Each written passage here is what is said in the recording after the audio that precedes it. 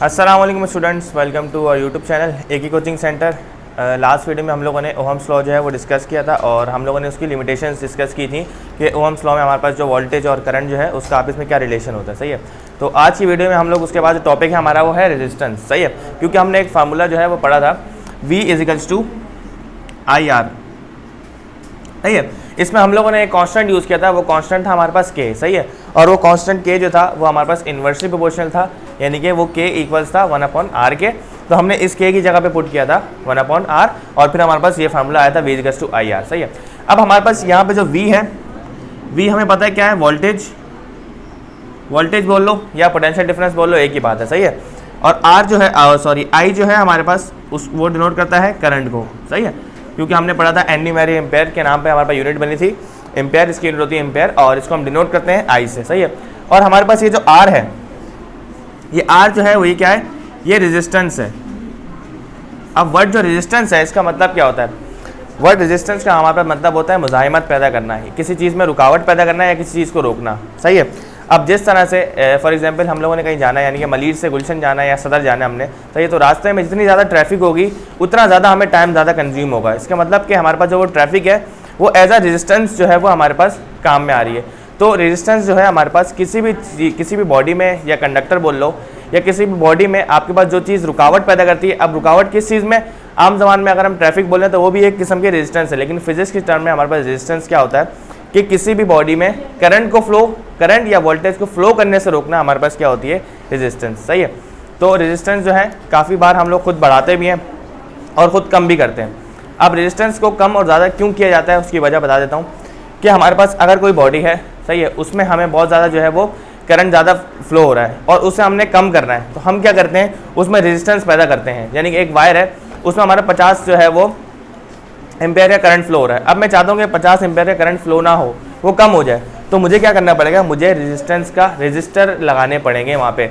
Register ऐसी device होती है जो रेजिस्टेंस जो है हमें देती है। जिस तरह से हमारे पास कैपेसिटर ऐसी डिवाइस होती है जो हमारे पास जो है वो हमें चार्ज देती है ना, इसी तरह रजिस्टर ऐसी डिवाइस होती है जो हमें क्या करती है, रेजिस्टेंस देती है, यानी कि बॉडी करंट को फ्लो होने से रोकती है। सही है। तो करंट जो हमारे पास रेजिस्टेंस है वो इस तरह से भी यूज़ आती है। और कभी कभार रेजिस्टेंस जो है हमारे नुकसानदेह भी होती है। जिस तरह से हमारे पास तारें जो है वो गर्म हो जाती हैं। अब गर्म किस वजह से होती हैं कि हमारे पास अगर अच्छा वाला हमने मटेरियल यूज़ नहीं किया, यानी कि अच्छा कंडक्टर हमने यूज़ नहीं किया, सही है, और हमारे पास करंट ज़्यादा है, तो आप देखोगे कि आपके पास जो तार है बहुत ज़्यादा गर्म हो जाएगी due to the resistance of the body की रेजिस्टेंस भी होती है और हम रेजिस्टेंस कुछ यूज़ भी करते हैं। सही है। तो रेजिस्टेंस बुक में पढ़ते हैं कि क्या लिखा हुआ है, the electrical resistance of a circuit is the ratio between the voltage applied to the current flowing through it. सही है। तो हमने ये फार्मूला पढ़ा था V = IR। सही है। तो कल मैंने ड्राइव करवाया था आपको कि अगर हमें यहाँ से R निकालना हो तो I यहाँ पे मल्टीप्लाई हो रहा है, वहाँ जाके डिवाइड हो जाएगा, तो R बराबर हो जाएगा V/I के। सही है। I यहाँ पे मल्टीप्लाई हो रहा है, वहाँ जाके डिवाइड हो जाएगा, तो R हमारे पास रेजिस्टेंस बराबर हो जाएगी V/I के। सही है। अच्छा, हमारे पास यहाँ पे V जो है यह है वोल्टेज, इसकी यूनिट होती है हमारे पास वोल्ट। सही है। और I जो है वो करंट है और करंट की यूनिट हमारे पास होती है एम्पेयर। तो हमारे पास रेजिस्टेंस की यूनिट क्या बन गई, रेजिस्टेंस की यूनिट होती है हमारे पास वोल्ट पर एम्पेयर और इसको हम बराबर लेते हैं ओहम के। सही है। ये चीज़ मैं कल बता चुका था।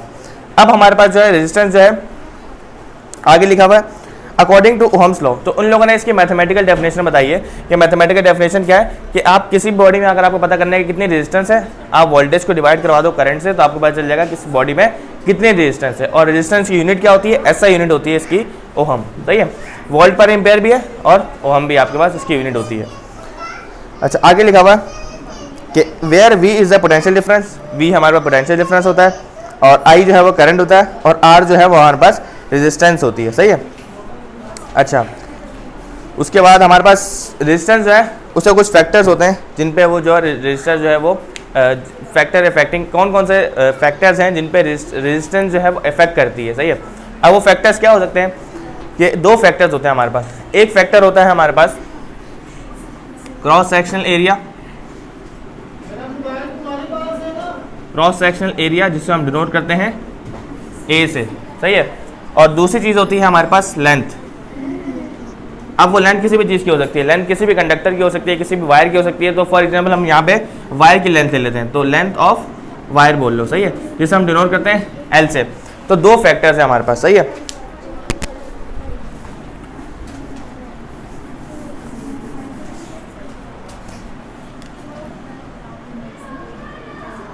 फैक्टर्स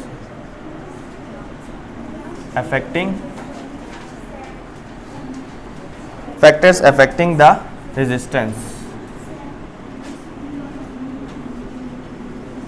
सही है। तो हमारे पास दो फैक्टर्स होते हैं जो रेजिस्टेंस पे जो है वो अफेक्ट करते हैं। Sir number 1 is cross sectional area. ये आम एरिया नहीं है, ये हमारे पास क्रॉस सेक्शनल एरिया। अब क्रॉस सेक्शनल एरिया वो होता है हमारे पास कि आपके पास जो तार है उसके सामने से अगर आप देखो जो जितनी मोटी तार है इतना ज़्यादा एरिया है उसका, वो क्रॉस सेक्शनल एरिया होगा। जिस तरह से अगर आपने घर पे कभी वायरिंग की हो तो आपके पास 329 की तार होती है, 729 की तार होती है, तो जाहिर सी बात है 329 वाली तार जो है आपको सामने से देखने में थोड़ी पतली दिखेगी, सही है। इसका मतलब उसकी रेजिस्टेंस भी क्या होगी, ज़्यादा होगी। और जो 729 वाली तार है वो थोड़ी सी मोटी होती है, इसका मतलब उसकी रेजिस्टेंस जो है वो कम होती है। तो आपके पास रेजिस्टेंस आर जो है वो आपके पास क्या होता है, डायरेक्टली प्रोपोर्शनल होता है लेंथ के। अब लेंथ के डायरेक्टली प्रोपोर्शनल क्यों होता है, क्योंकि जितनी ज़्यादा वायर की लेंथ होगी, फॉर एग्जांपल आपके पास एक वायर है 10 मीटर की, सही है, उसमें जो है 5 एम्पीयर करंट जो है वो फ्लो हो रहा है, और आपके पास 50 मीटर की तार है उसमें भी 5 एम्पीयर करंट फ्लो हो रहा है। तो जो 50 मीटर वाली तार है उसकी लेंथ बहुत ज़्यादा है, तो लेंथ के ज़्यादा होने की वजह से उसमें रेजिस्टेंस भी ज़्यादा होगी। तो किसी बॉडी की अगर लेंथ ज़्यादा है, किसी भी कंडक्टर की या किसी वायर की लेंथ ज़्यादा है, तो उसमें रेजिस्टेंस भी ज़्यादा होगी, और उसकी अगर लेंथ कम है तो उसकी रेजिस्टेंस भी कम होगी। तो हम कह सकते हैं कि आर रेजिस्टेंस जो है वो डायरेक्टली प्रोपोर्शनल होती है लेंथ की। लेंथ बढ़ाओगे रेजिस्टेंस बढ़ेगी, लेंथ कम करोगे तो रेजिस्टेंस भी कम होगी। दूसरी चीज़ है हमारे पास क्रॉस सेक्शनल एरिया। अब क्रॉस सेक्शनल एरिया जो है वो इन्वर्सली प्रोपोर्शनल होता है रेजिस्टेंस के। किस तरह से, आर जो है इन्वर्सली प्रोपोर्शनल होता है क्रॉस सेक्शनल एरिया के। अभी आप जितनी मोटी तार लोगे, अच्छा मोटी तार का मतलब ये नहीं कि मोटी तार हो और अगर मटेरियल भी सही नहीं है तो मटेरियल पे भी आपके पास जो है वो इफेक्ट करती है, यानी कि आप अगर कॉपर लोगे तो ज़्यादा अच्छा है, सही है। सिल्वर से कॉपर जो है वो ज़्यादा अच्छा कंडक्टर है, तो अगर आप कॉपर की तार लोगे तो उसमें रेजिस्टेंस जो है आपके पास वो कम होगी, सही है। और जो आपके पास सिल्वर की तार है कॉपर के मुकाबले में रेजिस्टेंस जो है वो ज़्यादा होगी। तो आर जो है यानी कि रेजिस्टेंस जो है वो इन्वर्सली प्रोपोर्शनल होती है आपके पास क्रॉस सेक्शनल एरिया के। तो किसी भी तार का, किसी भी वायर का आपके पास क्रॉस सेक्शनल एरिया जितना ज़्यादा होगा आपके पास उसकी रेजिस्टेंस उतनी ही कम होगी, सही है। तो अगर हम इन दोनों, इसको मैं अगर इक्वेशन नंबर 1 का नाम दे दूं और इक्वेशन नंबर 2 का नाम दे दूं उसको, और इन दोनों को अगर मैं कंबाइन कर लूं, कंबाइनिंग इक्वेशन 1 एंड 2, अगर इन दोनों को कंबाइन करूं, क्योंकि एक जो है वो रेजिस्टेंस के डायरेक्टली प्रोपोर्शनल है और एक इन्वर्सली प्रोपोर्शनल है, तो कंबाइन करने पे हमारे पास जो बनेगा वो बनेगा एल जो है वो डायरेक्टली प्रोपोर्शनल है एल के और इन्वर्सली प्रोपोर्शनल होता है एरिया के, सही है। तो आपको पता है जब भी आप डायरेक्टली प्रोपोर्शनल का प्रोपोर्शनैलिटी के साइन को हटाते हो तो आपके पास एक कांस्टेंट आता है, तो यहाँ पे भी एक कांस्टेंट आएगा हमारे पास, वो क्या होगा, आर डायरेक्टली प्रोपोर्शनल है, डायरेक्टली प्रोपोर्शनल के साइन हटाएंगे इक्वल्स टू आएगा और एक कांस्टेंट आएगा और एल अपॉन ए। अब ये हमारे पास कांस्टेंट है और इसे हम बोलते हैं रेजिस्टिविटी, तो हम बोल देंगे हेयर, अच्छा पी जो बना हुआ है इज कांस्टेंट कॉल्ड रेजिस्टिविटी,